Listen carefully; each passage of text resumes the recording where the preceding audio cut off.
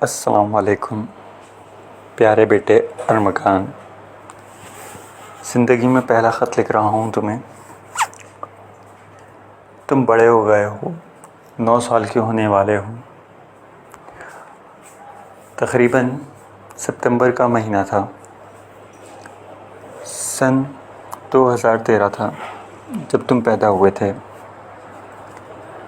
اب تم پوچھو گے میں کون؟ میں تمہارا والد۔ تمہارے پاس سوال ہوں گے، کون والد، کیسا والد؟ تم تو اپنے والد کے ساتھ رہتے ہو۔ ہاں، تم اپنے والد کے ساتھ رہتے ہو۔ ایک والد وہ جس نے تمہیں پالا پوسا بڑا کیا، اپنا بچہ سمجھ گئے۔ ایک والد وہ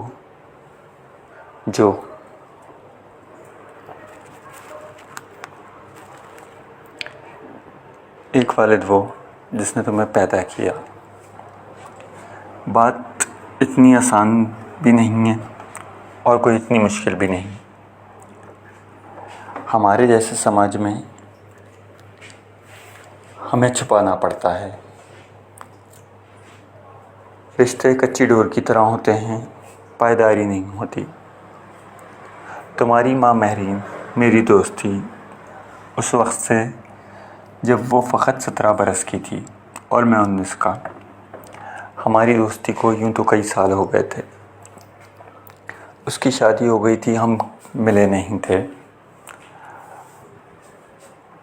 اس نے شادی کے کچھ ہی مہینوں بعد بتانا شروع کیا کہ اس کا شوہر جو ہے بچہ نہیں چاہتا، جبکہ اس کی نندیں اور اس کی ساس بچہ چاہتی ہیں۔ وہ اس کو لے کے پریشان تھی اور شوہر اس کو کینیڈا نہیں لے کے جانا چاہ رہا تھا، یا شاید شوہر کے پسند کی نہیں تھی شادی، حالت مجبوری بھی تھی۔ ایسے میں تمہاری ماں اور میں ناظم آباد کے ایک گھر میں ملے۔ مجھے نہیں پتا تھا وہ گھر کس کا ہے۔ بہرحال ہم وہاں ملے اور وہیں پہ ہمارا جنسی تعلق بنا۔ وہ تعلق رفتہ رفتہ آگے بڑھا اور آخر کار تمہاری ماں یعنی کہ مہرین پریگننٹ ہو گئی۔ جب وہ پریگننٹ ہو گئی تو اس کی بڑی بہن اسی گھر میں اس کے سامنے مجھ سے ملی اور کہا کہ تم نے مہرین کو جیسے کہا تھا تم اس کا پاس رکھو گے، تم کبھی بھی اس بچے کے سامنے نہیں آؤ گے۔ وہ پاس رکھنا ضروری تھا کیونکہ اس کا تعلق تھا، ایک رشتہ تھا۔ بہرحال وقت گزر گیا اور کچھ عرصے بعد تم پیدا ہو گئے۔ تمہاری پیدائش کے تقریباً 3 سے 4 ماہ بعد تمہارا والد تمہیں اور تمہاری ماں کو لے کے کینیڈا چلا گیا۔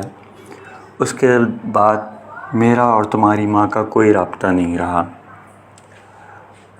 اب تم بڑے ہو گئے ہوگے، 7-8 سال کے، 9 سال کے ہونے والے ہو، لہٰذا میں ایک گمشدہ آواز چھوڑ کے جا رہا ہوں۔ کیا پتہ تم تک پہنچے، مجھے نہیں پتہ کہ تم کہاں ہو، کینیڈا چلے گئے، UK چلے گئے، کہاں ہو، لیکن جو کچھ بھی ہے تم میرا ایک حصہ ہو۔ ایسا نہیں کہ مجھے تم سے محبت نہیں، لیکن جو رشتے یا تعلق مجبوری یا فقط مفاد کے لیے کیے جائیں ان میں محبت اس طریقے سے پنپتی نہیں ہے۔ ایسے ہی ہے، مجھے تمہاری یاد تو آتی ہے اکثر و بیشتر، لیکن تمہیں خط لکھنے کا جذبہ اس لیے جاگا کیونکہ کل میں نے ایک خط اس شخص کے نام بھی لکھا جس سے میں بہت بے تحاشا محبت کرتا ہوں. لہٰذا اس کو خط لکھنے کے بعد میری ہمت بندھی اور میں تمہیں یہ خط لکھ رہا ہوں اور بتانا چاہ رہا ہوں ارمغان، وہ دنیا وہاں پہ جس کو لو کٹ کہتی ہے، یہاں پہ حرام کا بچہ کہا جاتا ہے. تمہارا والد ایک اچھا بندہ ہے، لیکن کیا مجبوری تھی، کیا وجوہات تھیں، مجھے نہیں پتہ.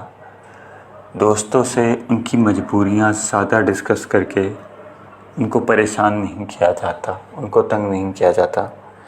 میں نے بھی یہی سب کچھ کیا، کیونکہ زیادہ سوالات بھی مشکل ہوتے ہیں، وہ بھی جب خاص کر کے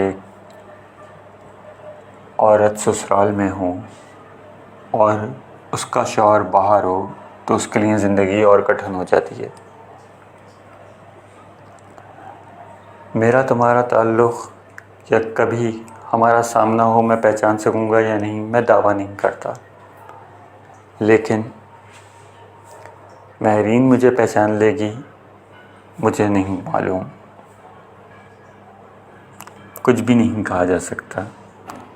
یہ ایک سچ ہے، ایک حقیقت ہے، اتنا ہی کھلا سچ جتنا یہ سچ ہے کہ پاکستان اور بھارت دو ممالک ہیں آج، چاہے وہ اچھے ہیں یا برے ہیں، لیکن یہ ایک سچ ہے. میں تم کو بس سچ سے آگاہی فراہم کر رہا ہوں. میں نہیں کہتا زندگی میں کبھی مجھے ڈھونڈنا یا مجھ سے ملنے کی کوشش کرنا، مگر میں صرف اتنا بتانا چاہتا ہوں کہ ارمغان کبھی بھی اس طریقے کا کام کرو تو عزت کا پاس رکھنا، وعدے کا پاس رکھنا، کمٹمنٹ ایسا کرو کہ مضبوط ہو، وعدے دعوے نہ کرو، کر کے دکھا دو، پھر بے شک بعد میں راز کھول دو، ایسے جیسے کوئی گتھی سلجھاتا ہو. اس لیے نہیں کہ اگلے کی بدنامی ہو، اس لیے نہیں کہ تم